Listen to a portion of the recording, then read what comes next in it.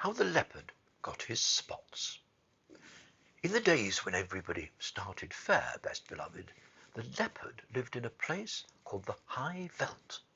Remember, it wasn't the Low Veld or the Bush Veld or the Sour Veld, but the exclusively bare, hot, shiny High Veld, where there was sand and sandy-coloured rock and exclusively tufts of sandy yellowish grass. The giraffe and the zebra and the eland and the kudu and the hartebeest lived there, and they were exclusively sandy, yellow, brownish all over.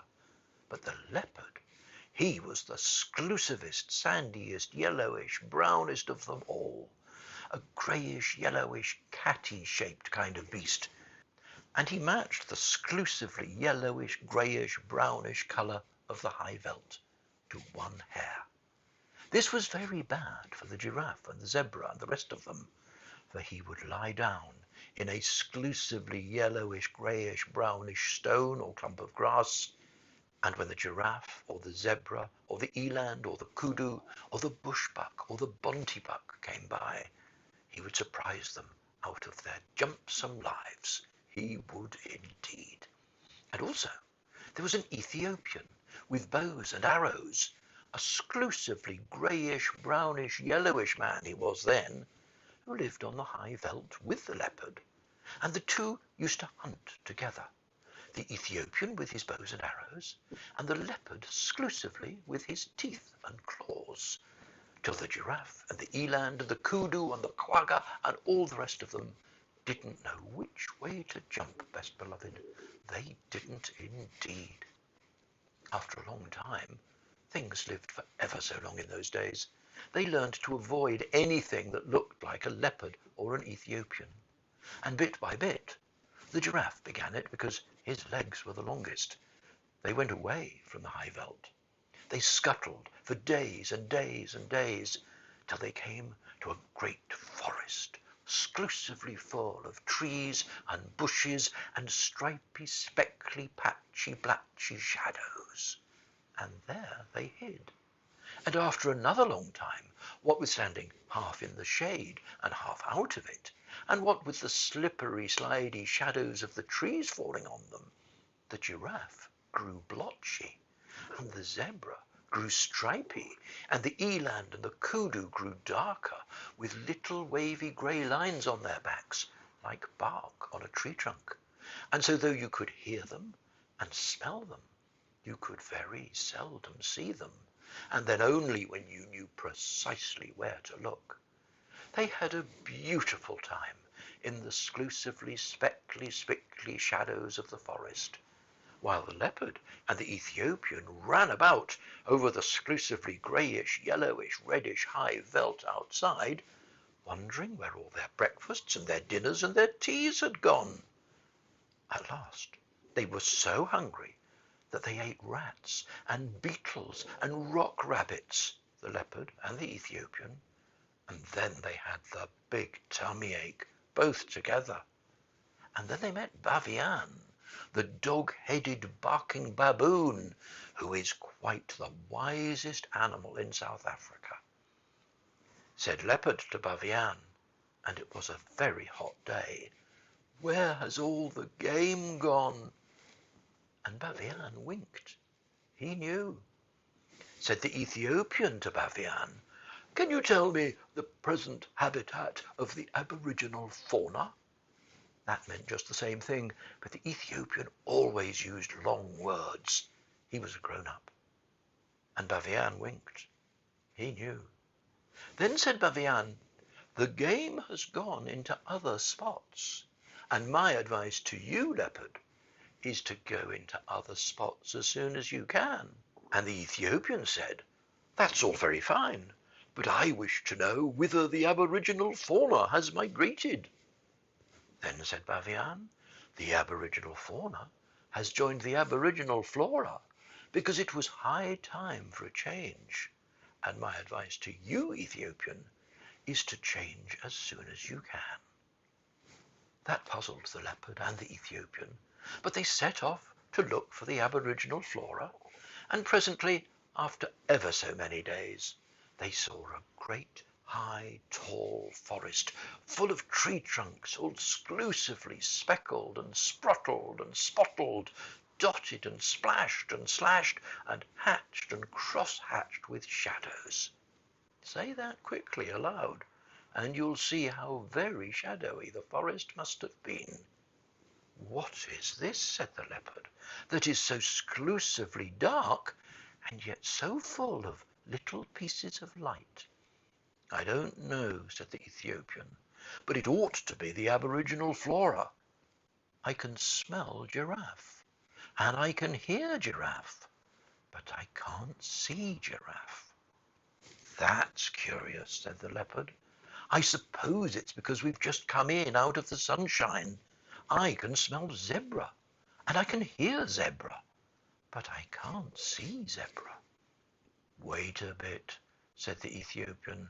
It's a long time since we've hunted 'em. Perhaps we've forgotten what they were like. Fiddle, said the leopard. I remember them perfectly on the high veldt, especially their marrow bones. Giraffe is about 17 feet high, of exclusively fulvous golden yellow from head to heel, and zebra is about 4.5 feet high, of exclusively grey fawn colour from head to heel. Said the Ethiopian, looking into the spickly shadows of the aboriginal flora forest. Then they ought to show up in this dark place like ripe bananas in a smokehouse. But they didn't. The leopard and the Ethiopian hunted all day, and though they could smell them and hear them, they never saw one of them. For goodness sake, said the leopard at tea time, let's wait till it gets dark. This daylight hunting is a perfect scandal. So they waited till dark, and then the leopard heard something breathing sniffily in the starlight that fell all stripy through the branches, and he jumped at the noise. And it smelt like zebra, and it felt like zebra, and when he knocked it down, it kicked like zebra, but he couldn't see it. So he said, "Be quiet, oh you person without any form.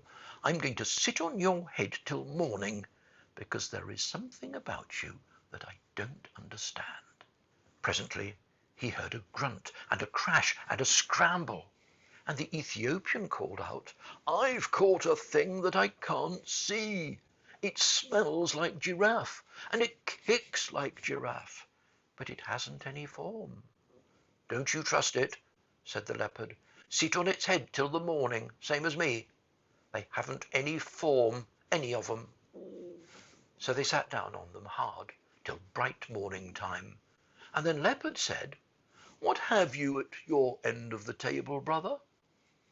The Ethiopian scratched his head and said, "It ought to be exclusively a rich, fulvous orange tawny from head to heel, and it ought to be giraffe, but it's covered all over with chestnut blotches. What have you at your end of the table, brother?"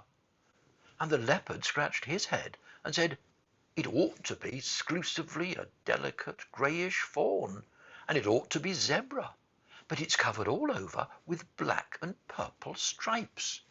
What in the world have you been doing to yourself, zebra? Don't you know that if you were on the high veldt I would see you 10 miles off? You haven't any form." "Yes," said the zebra, "but this isn't the high veldt. Can't you see?" "I can now," said the leopard, "but I couldn't all yesterday. How's it done?" "Let us up," said the zebra, "and we will show you." They let the zebra and the giraffe get up, and zebra moved away to some little thorn bushes where the sunlight fell all stripy, and giraffe moved off to some tallish trees where the shadows fell all blotchy. "Now watch," said the zebra and the giraffe. "This is the way it's done. 1, 2, 3, and where's your breakfast?" Leopard stared, and Ethiopian stared, but all they could see were stripy shadows and blotched shadows in the forest, but never a sign of zebra and giraffe. They had just walked off and hidden themselves in the shadowy forest. "Hi, hi," said the Ethiopian. "That's a trick worth learning. Take a lesson by it, leopard. You show up in this dark place like a bar of soap in a coal scuttle." "Ho, ho," said the leopard. "Would it surprise you very much to know that you show up in this dark place like a mustard plaster on a sack of coals?" "Well, calling names won't catch dinner," said the Ethiopian. "The long and the little of it is that we don't match our backgrounds. I'm going to take Baviane's advice. He told me I ought to change, and as I've nothing to change except my skin, I'm going to change that." "What to?" said the leopard, tremendously excited. "To a nice working blackish brownish colour, with a little purple in it, and touches of slaty blue. It will be the very thing for hiding in hollows and behind trees." So he changed his skin then and there, and the leopard was more excited than ever. He'd never seen a man change his skin before. "But what about me?" he said, when the Ethiopian had worked his last little finger into his fine new black skin. "You take Baviane's advice too. He told you to go into spots." "So I did," said the leopard. "I went into other spots as fast as I could. I went into this spot with you, and a lot of good it's done me." "Oh," said the Ethiopian, "Baviane didn't mean spots in South Africa. He meant spots on your skin." "What's the use of that?" said the leopard. "Think of Giraffe," said the Ethiopian. "Or if you prefer stripes, think of Zebra. They find their spots and stripes give them perfect satisfaction." "Hmm," said the leopard. "I wouldn't look like Zebra, not for ever so." "Well, make up your mind," said the Ethiopian, "because I'd hate to go hunting without you, but I must if you insist on looking like a sunflower against a tarred fence." "I'll take spots then," said the leopard, "but don't make 'em too vulgar big. I wouldn't look like Giraffe, not for ever so." "I'll make 'em with the tips of my fingers," said the Ethiopian. "There's plenty of black left on my skin still. Stand over." Then the Ethiopian put his 5 fingers close together, there was plenty of black left on his new skin still, and pressed them all over the leopard, and wherever the 5 fingers touched, they left 5 little black marks, all close together. You can see them on any leopard skin you like, best beloved. Sometimes the fingers slipped, and the marks got a little blurred, but if you look closely at any leopard now, you will see that there are always 5 spots off 5 fat black fingertips. "Now you are a beauty," said the Ethiopian. "You can lie out on the bare ground and look like a heap of pebbles. You can lie out on the naked rocks and look like a piece of pudding stone. You can lie out on a leafy branch and look like sunshine sifting through the leaves. And you can lie right across the center of a path and look like nothing in particular. Think of that, and purr." "But if I'm all this," said the leopard, "why didn't you go spotty too?"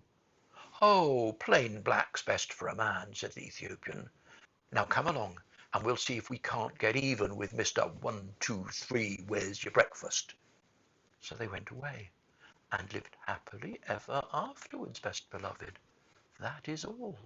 Oh, now and then you will hear grown-ups say, "Can the Ethiopian change his skin, or the leopard his spots?"